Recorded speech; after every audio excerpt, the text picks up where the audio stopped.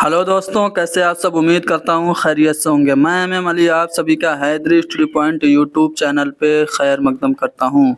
CTET जुलाई सन 2024 के लिए उर्दू के सिलेबस के मुताबिक कंप्लीट क्रैश कोर्स आप लोगों को प्रोवाइड कराया जा रहा है, जिसमें हमने 4 चैप्टर को तफसील से डिस्कस कर लिया। आज की अपनी इस क्लास में हम उर्दू पेडागोजी के इम्पोर्टेंट चैप्टर, जिसका नाम है ज़बान की महारतें यानी कि लैंग्वेज स्किल्स, भाषाई कौशलों को डिस्कस करेंगे।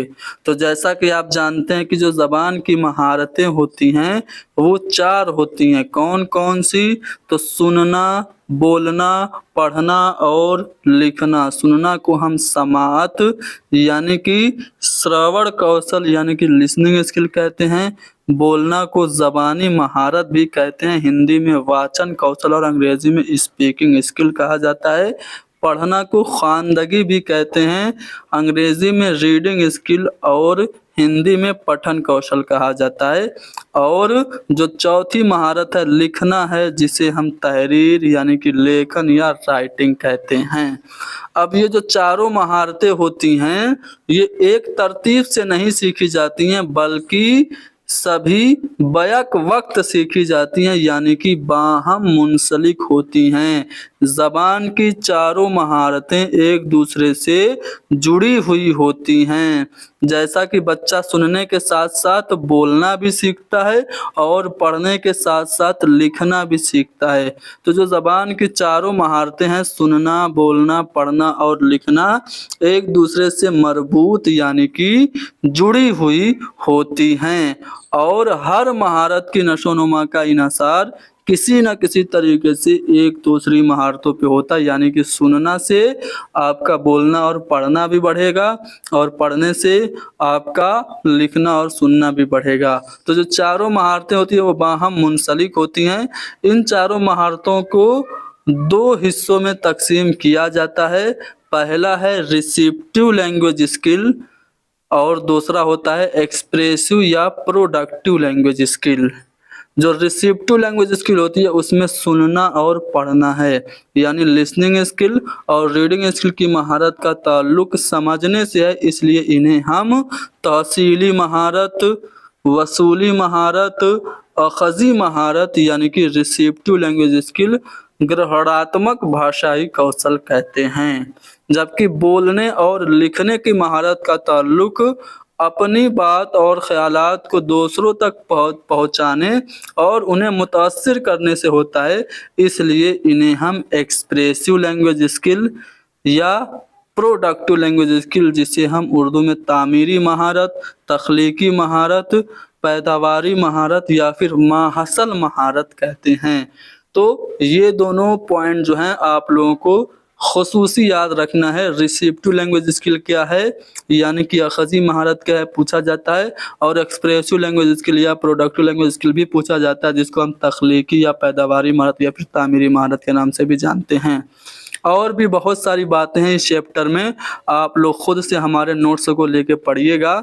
मैं आपको इस चैप्टर से रिलेटेड कुछ इम्पोर्टेंट पॉइंट जो कि एग्ज़ाम की दृष्टि से महत्वपूर्ण हैं उन्हें करा देता हूँ, फिर हम कुछ अहम सवालात जो कि सीटेट में पूछे जा चुके हैं उन्हें हल करेंगे। कहा जाए कि किसी की नकल ना करके अपने उसलूब में लिखना तख्लीकी कहलाता है, यानी कि आप किसी को कॉपी नहीं कर रहे हैं, खुद से लिख रहे हैं, तो वो क्रिएटिव राइटिंग यानी कि मौलिक लेखन कहलाता है। सभी ज़बान की महारतें एक दूसरे से मरबूत होती हैं, बाहम मुंसलिक होती हैं, जुड़ी हुई होती हैं। सुनना, बोलना, पढ़ना और लिखना सब एक साथ सीखी जाती हैं। किरदार के ज़रिए बातचीत करने से, जब हम बच्चों को किरदार दे देते हैं, किसी को शोले का जय, किसी को गब्बर, किसी को वीरू, किसी को बसंती बना के हम बातचीत करते हैं, रोल प्ले करवाते हैं, डायलॉग डिलीवरी करवाते हैं, तो इससे सुनने बोलने की महारतें उजागर होती हैं। ब्रेन स्टॉर्मिंग क्या होता है, तो इसको हम ज़हनी मश्क कहते हैं। हकीकी ज़िंदगी जैसे माहौल में बच्चों को ज़्यादा से ज़्यादा बात करने का मौका देकर हम बच्चों की बोलने की महारत को फ़रोग दे सकते हैं। यानी कि अगर आपसे सीटेट में पूछे कि बच्चों की स्पीकिंग स्किल को कैसे डेवलप किया जा सकता है, तो रियल लाइफ जैसे सिचुएशन में बच्चों को बोलने का ज़्यादा से ज़्यादा मौका दे करके हम बच्चे में स्पीकिंग स्किल को बढ़ा सकते हैं। अच्छा, मौजूदा ज़रूरत के मुताबिक बात करने की या ज़बान इस्तेमाल करने की जो सलाहियत होती है रोज़मर्रा और हम तरसील के लिए मौजूदा ज़रूरत पे जब हम ज़बान इस्तेमाल करते हैं तो उसको हम क्या कहते हैं, तो ये मैं बता चुका हूँ, इसको बिक्स कहा जाता है, बेसिक इंटरपर्सनल कम्युनिकेशन स्किल। इससे मुताल्लिक भी सवाल पूछा जा चुका है। चलिए अब हम सवालों को हल करते हैं। सीटेट में पूछे गए सभी सवालात हैं, प्रीवियस ईयर्स हैं। पहला सवाल है कि ज़बान की महारत के लिए सबसे अहम आमिल क्या है? लैंग्वेज स्किल के लिए सबसे इम्पोर्टेंट फैक्टर क्या है? दरसी किताब के सबक के आखिर में दिए हुए मश्क को करना, जो पाठ्य पुस्तक के अंत में अभ्यास होते हैं उन्हें करना, ये सबसे अहम है, या फिर दुरुस्तगी और रवानी को यानी कि एक्यूरेसी और फ्लुएंसी को, शुद्धता और तीव्रता को फ़रोग देना, या फिर तदरीस के सस्ते या मुफ्त इमदादी अशिया का इस्तेमाल करना, या सही तलफ़ुज़ के साथ पढ़ना। तो ज़बान की महारत के लिए सबसे ज़्यादा जो अहम है वो है दुरुस्तगी और रवानी को फ़रोग देना, यानी कि ऑप्शन बी हमारा करेक्ट होगा। अगला जो सवाल है कि लिखने के अमल में शामिल मराहिल की सिलसिलेवार तरतीब, यानी लिखने के कुछ प्रोसेस होते हैं उसकी सही तरतीब पूछा जा रहा है। तो सबसे पहला होता है खाका बनाना, फिर मसौदा तैयार करना, फिर एडिट करना, फिर दोबारा मसौदा तैयार करना और फिर आखिरी शक्ल देना। ये सही तरतीब होती है लिखने के अमल की। तो यहाँ पे ऑप्शन सी हमारा करेक्ट होगा। चलो अगला सवाल क्वेश्चन नंबर 3 है कि दरअसल में से कौन सा ताआवुनी अमल पढ़ने से पहले की सरगर्मी है, यानी कि यहाँ पे प्री स्टडी एक्टिविटी क्या है? मतन को दूसरे अल्फाज में बयान करने के अमल का इस्तेमाल, यानी जो पैसेज है उसको दूसरे अल्फाज में आप बयान कीजिए, या फिर पेशन गोई के अमल को यानी गेस करने के अमल का इस्तेमाल करना, या फिर तलबा से मतन की तलखीस बयान करने के लिए, समरी बयान करने के लिए कहना, या फिर कवायदी कुल्लियों की तदरीस। तो यहाँ पे जो अमल पढ़ने से पहले की सरगर्मी है वो है पेशन गोई के अमल का इस्तेमाल करना, यानी आप बच्चों को प्रीवियस नॉलेज के बेस पे उनसे कुछ गेस करने के लिए कहिए। जैसे आप नया सबक शुरू करने वाले हैं और चिड़ियाघर के बारे में पढ़ाने वाले हैं तो आप बच्चों से पूछेंगे बच्चों कभी चिड़ियाघर देखी है? तो यहाँ पे बी वाला ऑप्शन सही होगा। हालांकि नोट्स में बाय मिस्टेक ऑप्शन सी दे दिया गया है सही, जो कि गलत है। ठीक है, यहाँ पे दूसरा वाला ऑप्शन हमारा करेक्ट है।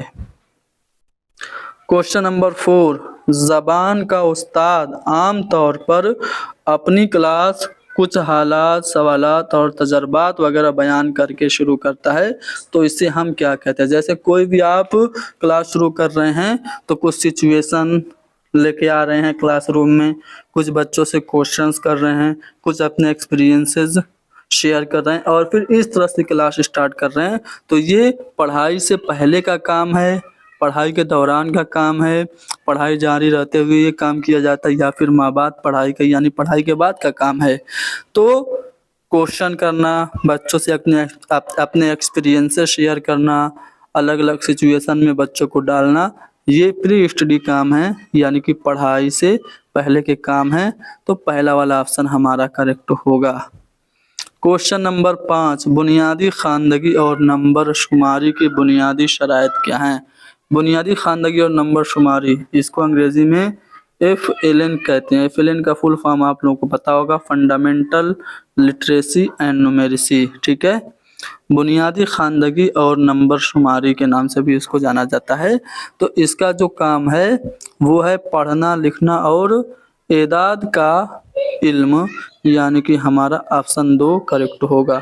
जो निपुण भारत है, निपुण भारत में FLN के टारगेट को अचीव करने का जो टारगेट रखा गया है, FLN के मकसद को अचीव करने का जो टारगेट रखा गया है वो कब तक रखा गया है, कमेंट में आप लोगों को बताना है।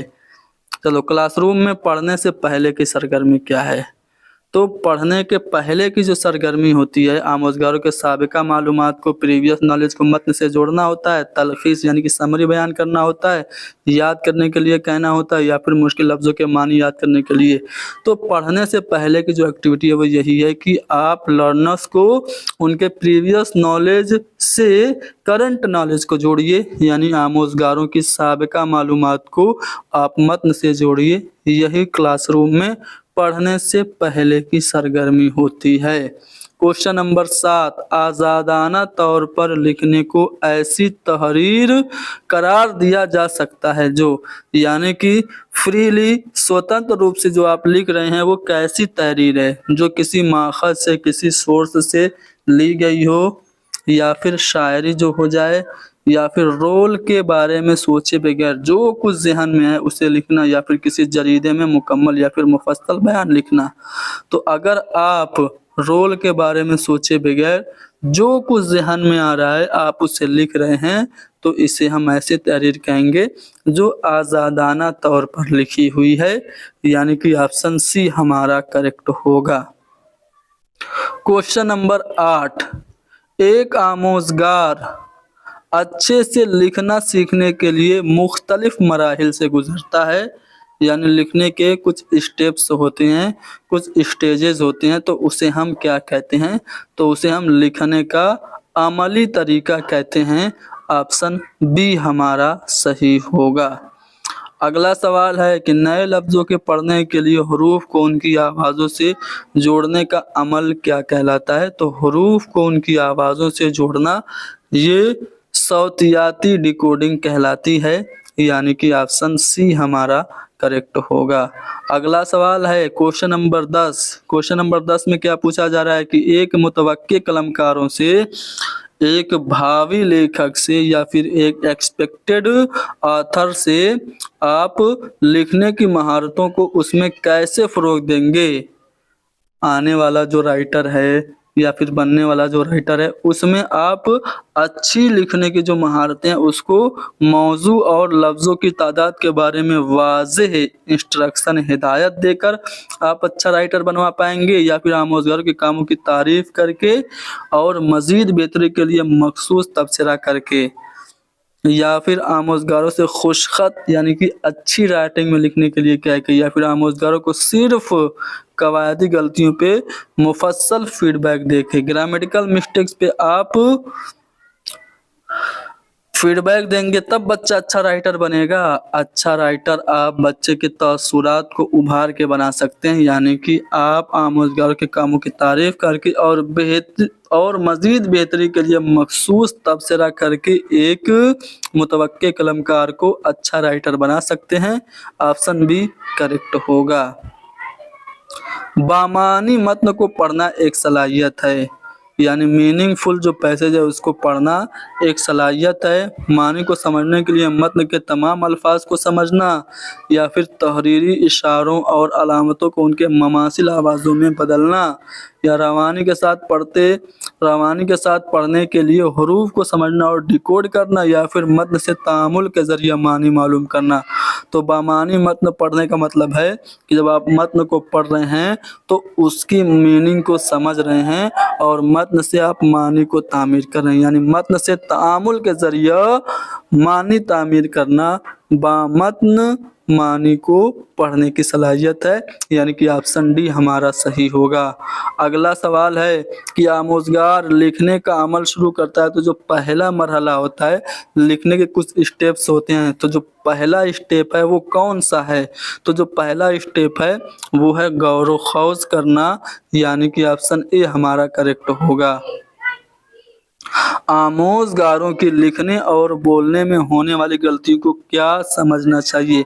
बच्चे लिखते हुए और बोलते हुए जो गलतियां कर रहे हैं उनकी आमोजिश में ये हिंड्रेंस हैं, रखना अंदाज हैं, इंटरफेयर करती हैं, या फिर ये आमोजिश का इशारियाँ हैं, लर्निंग का ये इंडिकेटर हैं, या फिर ज़बान की आमोजिश के ये मसाइल हैं, चैलेंजेस हैं, या फिर गलतियों की इस्लाह का इशारियाँ हैं। तो गलतियां करना स्वाभाविक है, गलतियां टीचिंग लर्निंग प्रोसेस का पार्ट होती हैं, बच्चों को इंसाइट यानी कि बसीरत देती हैं और टीचर और स्टूडेंट दोनों को ये फीडबैक देती हैं। यानी कि हम कह सकते हैं कि लिखने और बोलने में जो बच्चों से गलतियां होती हैं वो आमोजिश का इशारिया हैं। यानी कि ऑप्शन बी हमारा करेक्ट होगा। क्वेश्चन नंबर 14, पढ़ने का तदरीसी तरीका वकालत करता है। पढ़ने का मतलब क्या है? पढ़ना मानी अक्ज़ करना है या फिर पढ़ना सराहत है? पढ़ना मतन के ख्यालात को कलमबंद करना है या फिर पढ़ना मुसन्निफ के लिए पढ़ना है? तो पढ़ने का मतलब हरूफ की अदायगी नहीं है बल्कि पढ़ना मानी अक्ज़ करना है। जब तक आप किसी पैसेज को पढ़ के उसकी मानी नहीं समझ पा रहे हैं आपका पढ़ना नहीं कहलाएगा। तो ऑप्शन एक हमारा करेक्ट होगा। क्वेश्चन नंबर 15, उसके बाद मज़ीद सवालात अगली क्लास में करेंगे। आप अगर हमारी इस पीडीएफ को और ऐसे ही 12 पीडीएफ को हासिल करना चाहते हैं तो आप हमें व्हाट्सअप करेंगे, कॉल नहीं करना है, व्हाट्सअप करेंगे 7275549890 पे व्हाट्सअप करेंगे। तो हम अपने सैंपल अपने नोट्स का सैंपल भेजेंगे जिसमें कोई डिटेल्स होंगे, उन्हें फॉलो करके और एक मामूली सी रकम हमें बतौर हदिया दे करके कंप्लीट नोट्स को पीडीएफ फॉर्मेट में आप व्हाट्सएप पे हासिल कर सकते हैं। तो आखिरी सवाल जो है उसमें क्या पूछा जा रहा है, चलिए देखते हैं। बच्चों को लिखने की तदरीस के दौरान सबसे ज़्यादा क्या मौजू है? बच्चों को आप लिखना सिखा रहे हैं तो उनके लिए सबसे ज़्यादा जो उचित है, अप्रोप्रिएट है, मुनासिब है वो क्या है? बच्चों से कहा जाए कि वो उस ज़बान के हरूफ तहज्जी यानी कि अल्फ़ाबेट्स लिखें या फिर लिखावट को बेहतर बनाने के लिए एक ही जुमले को बार बार लिखने के लिए कहा जाए, बार बार रिपीट करवाएंगे कि सेंटेंस को, या फिर उन्हें अपने ख्यालात व नज़रबात कलम बंद करने का मौका फराहम करेंगे। तो अगर आप चाहते हैं कि बच्चे में राइटिंग स्किल डेवलप हो तो बच्चे को खुद के जो नज़रियात हैं, जो खुद के ख़यालात हैं, उनको आप लिखने की अपॉर्चुनिटी देंगे तो ये बेस्ट और सबसे ज़्यादा मुनासिब होगा। यानी कि ऑप्शन सी हमारा करेक्ट होगा। ऐसे ही अभी बहुत सारे सवालात मौजूद हैं इस पीडीएफ में, बाकी थ्योरी भी ऊपर है, आप उसको पढ़ना चाहते हैं और ये जो हमारे सवालात हैं इनको प्रैक्टिस करना चाहते हैं तो आप हमारी इस पीडीएफ को ले लीजिएगा, ठीक है। पीडीएफ को आप हासिल करके अच्छे से पढ़ सकते हैं। चलिए इजाज़त दीजिए ताकि हम क्लास को ख़त्म करें। चलिए ख़त्म करते हैं, मिलते हैं इंशाल्लाह अगली क्लास में। Thank you very much.